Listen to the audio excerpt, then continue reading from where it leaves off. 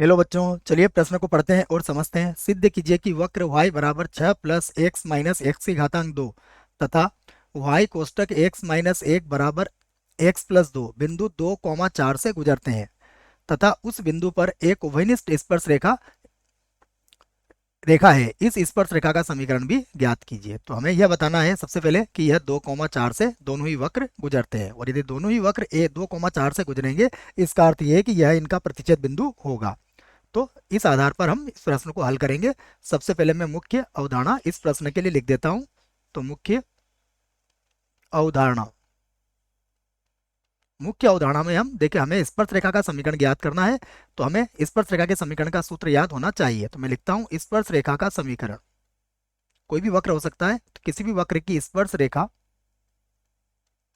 का समीकरण, स्पर्श रेखा का समीकरण का जो सूत्र है वो मैं लिख देता हूं आपको। यह होता है y माइनस वाई वन बराबर एम और x माइनस एक्स वन। ये ध्यान रखें आप, यही होता है स्पर्श रेखा का समीकरण। ये जो एक रेखा का समीकरण भी होता है, ध्यान रखें, यहाँ जो m होता है वो dy बटा dx होता है। किस पर? x1 कॉमा y1 पर। तो ये यहाँ पर हम m का मान इस प्रकार से ज्ञात कर लेंगे, ये ढाल होगी इसकी। आइए अब दिए गए वक्र को लिख लेते हैं। तो हमें पहला वक्र क्या दिया है, देखो y बराबर 6 प्लस एक्स और माइनस एक्स की घातांक 2। इसको हम समीकरण 1 बना लेते हैं। दूसरा वक्र है y, कोष्टक में होगा x माइनस 1 और बराबर होगा x प्लस 2। ये बन गई दूसरी समीकरण। हमें क्या सिद्ध करना है कि ये 2,4 से गुजरते हैं, अर्थात हमें इनका प्रतिच्छेद बिंदु ज्ञात करना पड़ेगा। तो हम लिख लेते हैं समीकरण 1 व 2 से। तो समीकरण 1 व 2 से इन्हें हल कर लेते हैं। तो यहाँ से y का मान इसमें रख देंगे। तो y की जगह पे कितना रखेंगे, देखो ये होगा 6 प्लस का x और माइनस एक्स की घातांक 2। ये मैंने y की जगह पर रख दिया। और यहाँ पर है कोष्टक के अंदर x माइनस 1, ये x माइनस 1 लिख दिया, और बराबर कितना है, बराबर है x प्लस 2। अब हम इसका कोष्टक खोल लेते हैं। तो कोष्टक खोलेंगे तो सबसे पहले x का गुणा करेंगे। तो ये होगा 6x प्लस होगा x की घातांक 2 और माइनस होगा x की घातांक 3। फिर माइनस 1 से गुणा करेंगे तो माइनस का 6, फिर माइनस का x और प्लस हो जाएगा x की घातांक 2 और बराबर हो जाएगा x प्लस 2। ये बन जाएगा देखो। तो यहाँ से अब हम जोड़ लेते हैं इसे। सबसे पहले माइनस एक्स की घातांक 3 को लिख लेता हूँ मैं। तो माइनस एक्स की घातांक 3, उसके बाद ये हो जाएगा 2 और एक्स की घातांक 2 हो जाएगा। उसके बाद देखेंगे तो 6x और इसमें से एक घट जाएगा तो 5x और एक और घट जाएगा तो 4x। तो यहाँ लिख देता हूँ मैं 4x। उसके बाद 2 को बराबर किधर लाओगे तो ये हो जाएगा माइनस का 8 और बराबर हो जाएगा 0। तो ये लिख दिया हमने। अब इसका चिन्ह बदल के हम इसको एक बार और लिख लेते हैं। तो ये बनेगा x की घातांक 3, ये होगा x की घातांक 3। उसके बाद देखो चिन्ह बदल रहा हूँ मैं।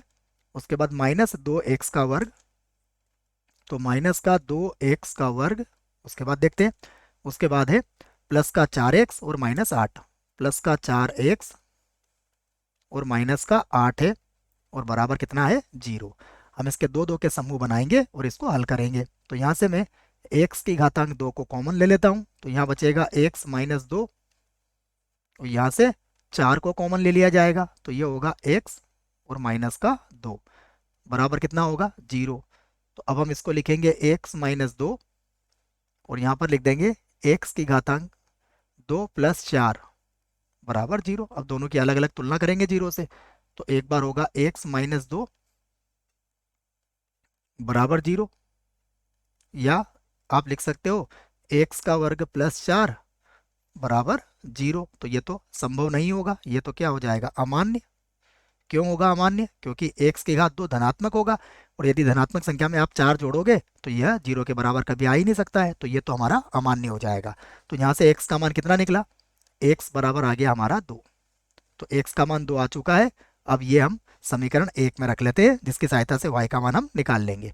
तो मैं लिख देता हूँ समीकरण 1 से, समीकरण 1 से देखिए समीकरण नंबर 1 क्या थी हमारे पास, ये रहा y बराबर। तो मैं लिख लेता हूँ y बराबर, ये था 6 प्लस एक्स, तो ये हो जाएगा 6 प्लस एक्स का मान क्या होगा 2 और माइनस कितना था एक्स की घातांक 2, तो ये हो जाएगा 2 का वर्ग। तो इसको जब हल करेंगे आप तो देखिए कितना मिलेगा आपको, इसको दिखा देता हूँ मैं आपको। ये 6 प्लस एक्स का मान हमने 2 रखा है और ये 2 का वर्ग हो जाएगा। ठीक है, तो ये हल कर लेते हैं इसको। तो ये होगा 6 और 2 8 और ये -4। हल करेंगे तो कितना आ गया 4। तो अब प्रतिच्छेद बिंदु क्या आ गया हमारे पास, लिख सकते हैं हम प्रतिच्छेद प्रतिच्छेद बिंदु। प्रतिच्छेद बिंदु हमें मिला है जो हमें सिद्ध भी करना था। तो प्रतिच्छेद बिंदु आया है 2,4।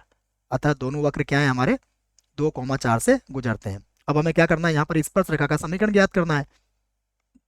तो हम समीकरण 1 या 2 किसी का भी अवकलन यहाँ पर कर सकते हैं। तो पुनः मैं समीकरण 1 लिख लेता हूँ। पुनः समीकरण 1 से समीकरण नंबर 1 में है हमारे पास y बराबर ये 6 प्लस एक्स और माइनस का 2x है। इसका हम x के सापेक्ष अवकलन कर देंगे। तो ये होगा dy बटा डी एक्स। 6 का अवकलन 0 होगा, x का अवकलन 1 होगा और ये x की घातांक 2 था बच्चों, है ना, x की घातांक 2 है ये। तो हम इसका भी अवकलन कर देंगे। तो इसका अवकलन करने के बाद क्या आएगा, ये हो जाएगा माइनस का 2x। अब dy बाई डी एक्स हम किस बिंदु पर ज्ञात करेंगे, 2,4 पर। तो मैं लिख देता हूँ dy बटा डी एक्स। dy बटा डी एक्स किस पर निकालेंगे, 2,4 पर। कितना मान आया हमारे पास, देखिए 1 माइनस 2x है। तो 1 माइनस 2, एक्स का मान कितना रखेंगे यहाँ पर, एक्स का मान 2 रखेंगे। तो ये हो जाएगा माइनस का 3। तो ये हमारी प्रवणता आ गई। अब हम कह सकते हैं अतः बिंदु बिंदु 2,4 पर स्पर्श रेखा का समीकरण, जैसा प्रश्न में पूछा गया है, स्पर्श रेखा का समीकरण जिसका सूत्र मैंने मुख्य उदाहरण में आपको लिखवा दिया है, उसी का प्रयोग हम यहाँ पर करेंगे। तो ये बनेगा y माइनस y1 कितना हो जाएगा, देखिए 4। उसके बाद बराबर m, प्रवणता कितनी आई है, प्रवणता आई है -3। उसके बाद है x और माइनस x1 कितना है हमारे पास 2 है। तो यहाँ से y 4 को भी बराबर किधर ले जाएंगे, तो ये होगा माइनस का 3x।